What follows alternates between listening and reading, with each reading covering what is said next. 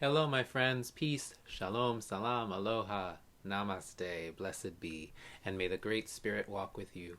My name is Jonathan Rydell, Director of Christian Education at the First Congregational Church in Chappaqua. And this week we are celebrating Martin Luther King Day. This is one of my favorite holidays of the year. We don't give gifts, we don't have parades, we don't decorate our houses. We simply honor the life of one man who inspired millions of people to do the right thing and make great changes in this country and all over the world. A person who preached love, kindness, fairness, justice, and respect for all people. A man who fought for harmony among the races in this country and all over the world. What could be a better thing to celebrate than that? Martin Luther King Jr. was alive at a time when we still had laws that separated black people from white people. This was called segregation. Black people, simply because of their skin color, had to attend different schools from whites, eat at different restaurants, pray in different churches, use different bathrooms, and even use different water fountains. And let's be clear, what the blacks had was not equal to what the whites had. Black schools often had books that were old and out of date, and buildings that were run down. Sometimes they were far away from where kids lived and hard to get to, and if something broke, it took a long time to get fixed. Now, before this, things were even worse, of course. Black people were once slaves in this country. But even though slavery ended and the law said that all people were free, very few black people were treated fairly. If you have ever been singled out by another group of people, even for a moment, you know how scary, frustrating, and sad that can be. That is not a healthy feeling. That is a sick feeling. Imagine living that way every single day, every moment of your life. Martin Luther King Jr. spoke up about this. He spoke up about how unfair it was to treat anyone differently just because of their skin color. He and many others started to protest, to come together and march in the streets and hold big gatherings to talk about this problem.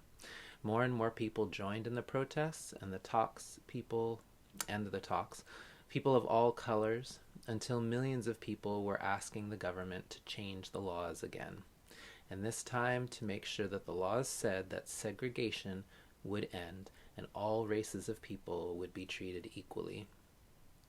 Even though this was a big change, and change can be scary for some people, in the end it allowed all races of people to come together, to mix, to talk, to become better friends, and to love one another. Racism is no longer legal, but it still exists today. Even when laws change, it takes a long time for everyone to get on board and understand what they mean. There are some people who wish segregation still existed. There are still lots of laws and codes and practices that affect certain races differently from others. There's still a lot of work to be done. Life in this country is so much better because of people like Dr. Martin Luther King Jr. That's why having a holiday celebrating him and what he stood for is so important. As I said before, there aren't many traditions associated with this holiday yet.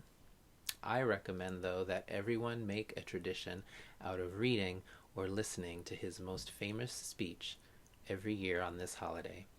Many of his speeches are easy to find on the internet, and I want you all to find them and hear them, especially the one we call I Have a Dream. When you hear it, you can imagine a world without racism, a world where people aren't just free and equal in the eyes of the law, but in the hearts and minds of every person.